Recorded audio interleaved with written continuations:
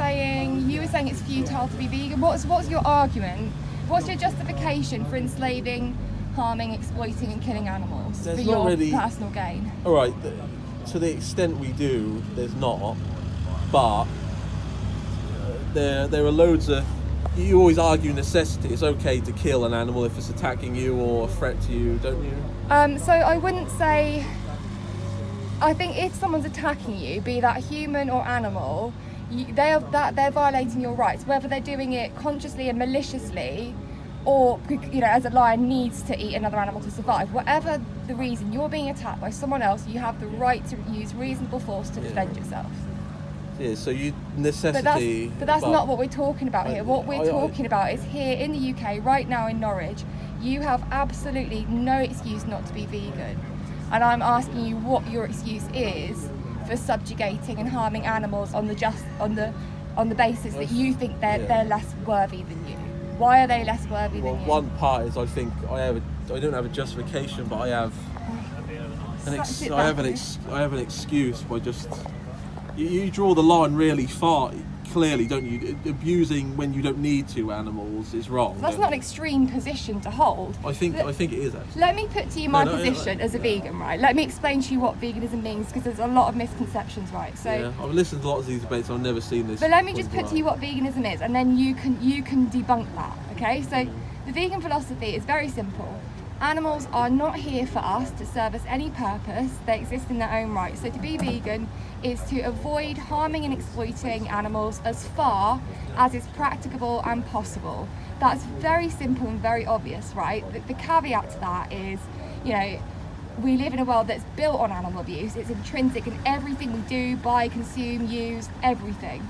And to be 100% free of any form of animal harm, I acknowledge that not to the extent carnists make out, but animals do die in crop deaths. Yeah, but I'm not talking about incidental ones. Yeah, I'm not talking about incidental. That's the vegan position. Don't harm animals. It's completely unnecessary. You don't have to do it. There's no excuse. I don't agree at all. But why? When this necessary is the key word. At a glance, it seems like it's really easy to decide where necessary is.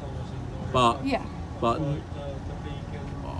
I would kill many animals, or even, let's not get grotesque about it, but I would, let's just put myself out here as somebody to attack right now. I would abuse or kill many animals. No, I don't enjoy, but there are things there are things that are so close to necessity, like having a house, having civilization.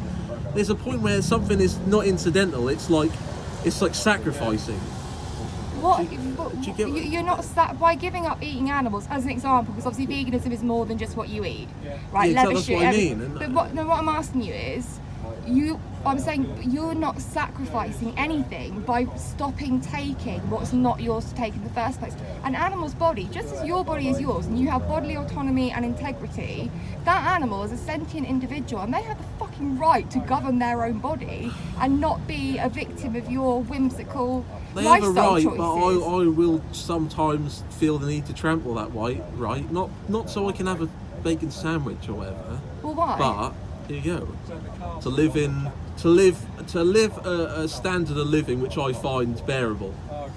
Yeah, and you're never going to find a vegan who's going to be able to I don't mean there are going to be some who go, I walk barefoot in the woods. No, I just minimise the suffering, minimise my standard of living purely for the animals. But life is too cruel. I will sacrifice many animals for some comforts. Not having a bacon sandwich, but having some of these civilizations, and it's not incidental. It's almost borderline, that Monsters Inc. thing. I'll let 1,000 animal, children die before I let this, do you know what I mean? Why? Right. I admit that. If you need to harm animals to be comfortable in this world, then the fundamental problem is this world is uncomfortable, and we need to address the root of that, which is things like violence, and we're always going to have a violent world. Well, hang on, don't interject, because I'm trying to debunk your point. What carnists do is bombast. So you'll throw in an argument, and before the vegan can respond to that, there's another one. It's a pivot, yeah, and that's a really unfair debate tactic, because then I lose my train of thought. So what did you just say? And I'll respond to that, and then you move on with your next point. It wasn't the next point. It was just emphasising the point I already have. That okay, that's your comforts, right? So what I'm saying is, comforts and the line Ethan, between comfort and Ethan. bearable life is like so subjective. Like, Yeah, it is. And I will find cross life the line. unbearable, but I try and make the best of it, right? I find things that I enjoy that, funnily enough, don't involve stabbing an animal to death. Because what the fuck? I'm not going to enjoy a meal if I know that an animal that's no different to me, a dog, a cat, my own animals, has suffered a life of sheer misery and subjugation and mutilation before being shackled up and having their throats slashed as they writhe around it. I'm not going to enjoy a meal that's come from that level of suffering and violence. well, yeah. So doing it really unnecessarily, or it's just for greed, is obviously immoral. But you have the to distinguish a line- metric on what's necessary. Now, I would argue that I can go anywhere in Norwich and get really good, varied vegan food, healthy food, junk food, Mexican food, Italian food. I don't sacrifice any enjoyment from not harming animals, and it's not necessary You do. I think you do. to eat flesh. I think you would harm animals. That's a really Why do severe you think accusation that? against you. I get it, but In what context would I ever harm an animal? to maintain a living standard which you find bearable. But I don't. I don't. We find- exploit it's the not- earth. We exploit the earth in all kinds of ways to maintain the living But standard. that is and what makes I have life a doubt. unbearable for me. What I'm saying is animal suffering is what makes life unbearable for me, because I adore animals. I have a profound connection with animals. I resonate with their soul. I see them for who they are. I bond with them. And to live in a world where trillions of animals a year are brutalised to the unspeakable level that they are, that tortures me. Yeah, and no that fucking does, nice, but tasty piece. I'm not saying this pizza topping decision is gonna doesn't negate torture. that. Yeah, I butted in there. Sorry. Yeah, you do that, and I get that because you feel passionate. It's good to speak to someone who's passionate. It's a shame you're passionate about abusing animals, but I appreciate that you're Well, passionate. frankly, and having a I guess I debate. am. Like, I will bite the bullet. I am, in ways, I am passionate about as much as maintaining my living standard. And once you that's maintain a very living selfish. standard, That's very me, my life, What about But I the think animals you- in the fucking gas chamber right now for your next sandwich? what about the humans? If we stopped exploiting animals for comforts, the world would be unbearable. We exploit the earth. Yeah, we exploit the earth in countless ways, which are basically a direct sacrifice of countless animals and their habitat. Exactly. Because so why not, life is why too not cruel take steps to mitigate that? Life is cruel, nature's yeah, cruel. yeah, Doesn't of mean course, we should take just steps roll to with that. mitigate it. But I think it's you're even not mitigating. even in idyllic views of the future. I don't think we could ever stop the exchange of animal death for our own gain. It's not about stopping any animal. We all fucking die. I'm not talking about I'm not talking about incidental or natural. I'm talking about where it's like, right, I can either basically ruin this animal's habitat, so we can make medicines and all this stuff. Right. Of course I would do that. Well, I'm antinatalist. There are This millions. is the but point, and listen, I there just are hate millions of animalism. reasons. Yeah, but let me finish what I'm saying. You're pointing out all these problems, and they're fundamental problems with the existence of human nature. It's the human condition, the contradictions, the suffering, the untenable situation. There's no answer either way. Whatever we do, Well, you think there is an answer? Like, kill. You just make the best of it. Extinct your own. No, you just make the best of it. That's what antinatalism is. Well, yeah, The eventually. ultimate plan, and I just think, no. Well, that's a whole different debate. Antinatalism. Yeah, but is all right, very if it's a whole complex, different so let's debate, keep well, it that's about- what this whole problem hinges on then. But it's not. You don't have to be you don't have to be antinatalist to be vegan. That's No, to me they are intrinsically well, linked, but it's a whole other topic. I I'm talking kinda about think why you you're lo- not vegan. You don't have to be antinatalist, but you have to have an extraordinary endurance to not exploit animals in any way for your own Well, comfort. there you go. If life is such an you endurance must- that you have to abuse animals, that in itself is an argument for antinatalism. And I just disagree. You don't. If you need to abuse animals to be happy, But there's something you need to work on that. That's a you problem. But I don't know if you would. But what you're really at vegan is at all costs, as long as it's possible and feasible. It's like, It would be a better world in so many ways. not for us, it wouldn't. Okay, here's another question for you, right? So you need to abuse animals to be happy. Now, no. I'm going to say, what about somebody, for example, who has to rape other people to be happy? They can't enjoy sex, they can't enjoy life unless they get to rape someone once a week, right? Is it fair for them to say, well, I need to do this to be happy? I can't be happy in this world unless I'm raping people. Is that okay? Is that, oh, go on then, yeah, you know, I suppose that's all right. If that's what they you really need, can't you violate live the without way. it, we'll just have to squat. We'll just have to trample their rights to live, won't we? Do you know what I'd like to do, Ethan? I would like to separate all the people who are vegan, anti-injustice, you know, want a better, fairer world, accept that the world is fucked, but want to do what we can to make the best of it, and then separate people who aren't vegan, who don't want to who want to carry on being violent and live in the old ways and normalise harm and violence and suffering and oppression and fascism. And you know, separate, you go live here, we'll go live, and see who creates a better existence and see which group are happier. Do you really think that the ones who are like stabbing animals to death and beating each other and oppressive laws, do you think those people? I would say I would possibly, out of this pure human weakness, which I don't think is even really an insult to me, because we're all weak. We're all humans. Again, human. Yeah, condition. that's what I mean. I would honestly, if truly vegan, which means not exploiting for any unnecessary reason, I would probably live in the place of I'd live with the. But even that's so, you're like, if I can't exploit anyone, I don't even want to be here. What's the point in I living don't, at all? frankly, if I can't exploit because others? I don't, because there's. That's not. Do you know how hard it is to live without think. exploiting the earth in ways which basically causes animal death and suffering, and it's not really incidental. It's like it is incidental because you're not intending it, but you're like willfully endangering their life for your own thing that you don't really need. You don't truly need it. Okay, but what I'm saying, we Basically, have to cause harm to live, right? I accept there's harm in everything I do in some small level or other, right? But that doesn't mean the fact that you can't live without causing some level of harm to the planet, you know, breathing and putting CO2. I think you can. Listen, choose something. you can't, right? You can't. That's ridiculous. We're humans. We cause harm, but that doesn't mean that you shouldn't try to make a conscious choice to keep that harm to a minimum. That is a moral baseline to do that, right? It really minimum, is. minimum, but like not. That's what you said, minimum, and like. And what you mean by that is, you know, when it's accidental, when it can't be avoided. But the thing is, when you look at necessity,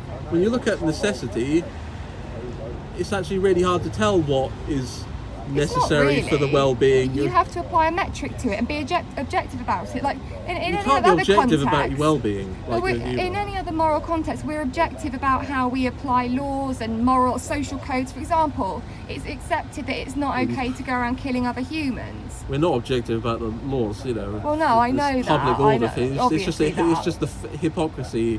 Escape route. It's like, oh, I believe in free speech. Oh, I don't like that. Actually, can we actually punish him? That's what that's there for. And if we had lived in a vegan world, we wouldn't have all these social issues anyway. You would have. What I'm arguing is, you would commit evils which, truthfully, weren't absolutely necessary. Okay, well, out of human weakness. So. Well, that's what we have to strive to overcome, isn't it? Our egos and live in alignment with our true core selves. I think you can massively reduce it. So that's why I'm basically on your side. And then there's another debate about, well, if I'm really on your side, why do I still eat meat? And that's because you're apathetic. It's not affecting you, is it? You're not the one who's locked up right now. You're not the one who's in a gas chamber, unable to breathe as your organs burn from the inside out and you break your neck trying to get out of there. It's not happening to you, so why should you make any changes? Yeah, and well... Fuck me, I don't understand I mean, if it wasn't happening to people. I'll explain, like...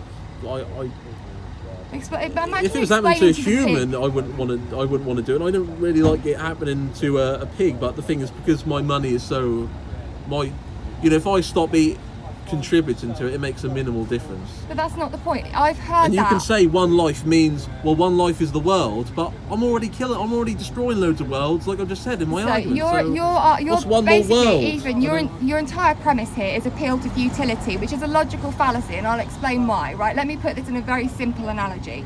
A fireman's job is to get people out of buildings. You know, a very rudimentary example is just to get people out of burning buildings, right? You've got a building that's on fire, there are 10 kids in there. The fireman looks at it, fuck me, it's blazing. We're only going to be able to get 2 kids out of there, 3 at best. And everyone else is like, yeah, you're right, fuck it. We can't get all of them out, so let's not bother even getting 1 or 2 or 3 out. No, but if you had like the children killing factory around the corner, there might be an argument that, well, I'm not really going to bang on about it, you know. That's what I mean. If there was around the corner we got like child's killing farms and all that stuff, and they go, well, if I was the fireman, I would go, I would like if you do, but we're hypocrites, so I can't strike you down, smite you with like saying you're a horrible person because I'm a hypocrite. That's my futility argument. It's more like argument to what do you do when you you can't avoid the hypocrisy. All right, you just can't get all righteous about it. Well, okay, another example. You can't avoid, like, someone who hits a car, a kid who runs out on the road. That's an accident, right? Yeah, depends on how annoying the kid was. Well, that doesn't mean that you can then say, oh, let's run them over deliberately because I can't avoid doing it by accident. No, that's incidental. That's not the same as, that's not the same as we got the child running over Derby this weekend and stuff, and like somebody just on the street ran over a kid. I go, I can't believe you're disgusting, stuff like that. I go, well. All right, let's try a different thing. So, by the way, when I say the factory, because it doesn't apply to you because you're not contributing to these factories, but that's why my other argument about the whole thing is this whole necessity thing is it's not really true. Out of human weakness, you will, when we're talking about like Russia, like where you're eating dead bodies level of suffering, it's going to be put like. It in a different context. I'm going to wrap it up because I need to go and get some food, but we'll have to continue it.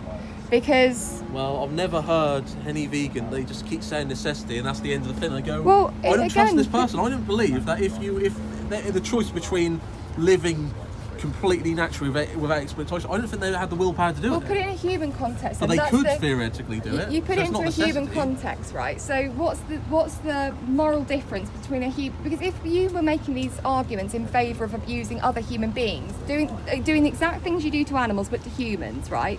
And you were saying, well, humans die in war and humans die in traffic accidents, so we're always going to die. Humans are always going to suffer. There's always going to be cruelty. So why can't I go around stabbing who I want? It's just an argument for why I can't act. Not that it happens incidentally.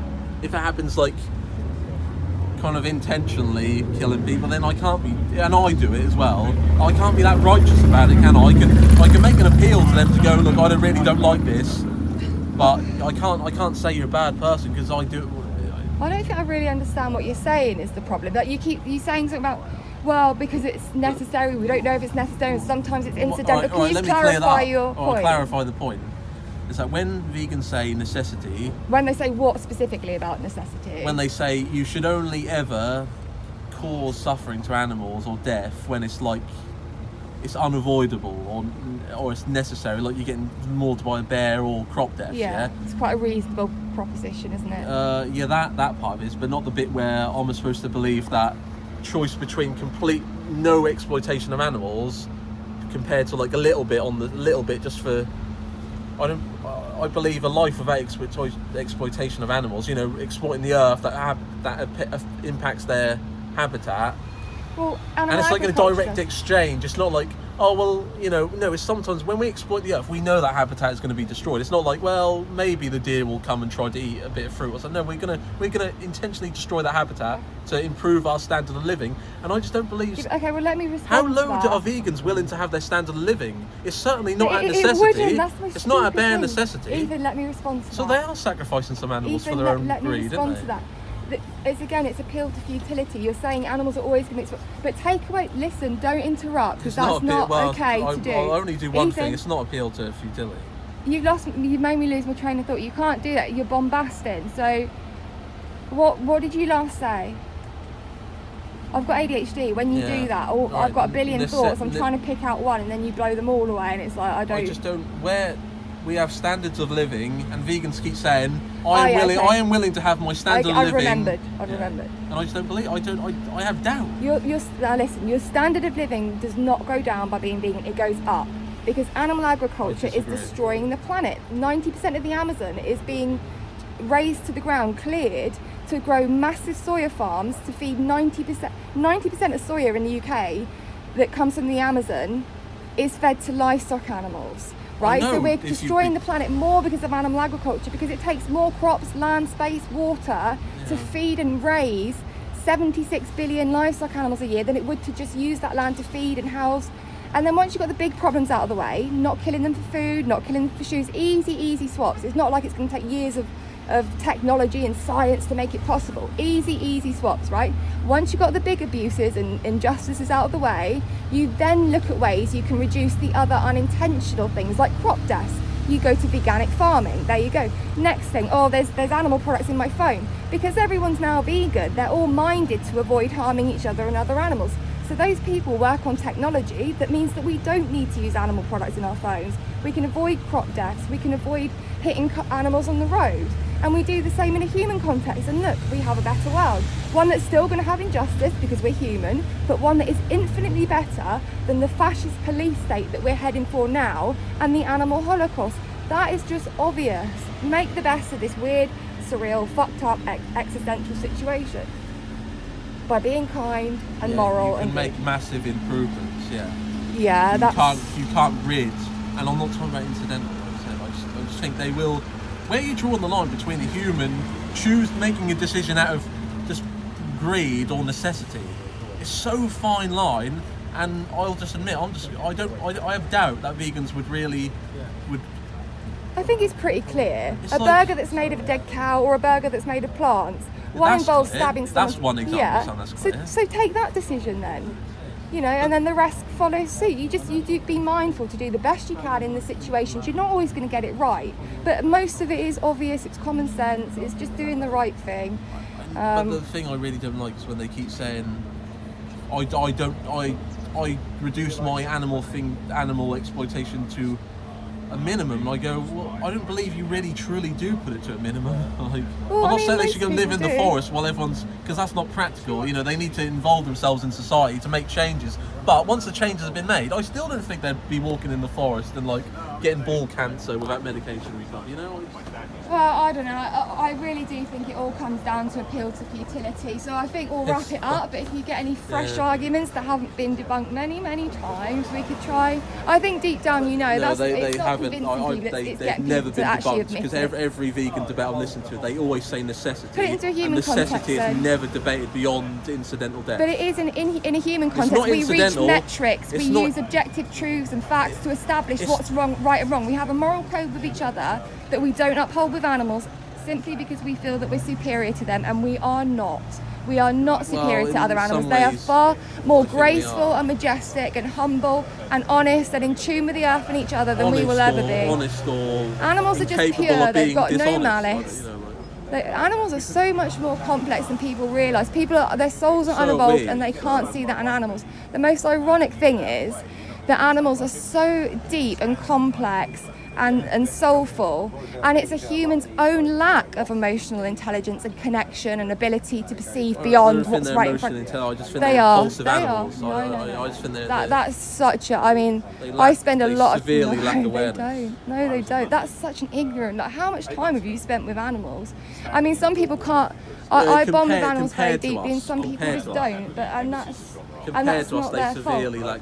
like the suffering of a human being put through the processes that animals do is just incomparable. No, if you take the time to bond with an animal, you see them as way more take than the time just. to bond with a human. If I had a bond with a human compared to a dog, I'd easily let the dog go through the. If I had to choose, I'd absolutely choose the human And to not go that's through the. because your species is. But I will wrap it up because I need to go get some grub that hasn't come from someone who died screaming. Okay.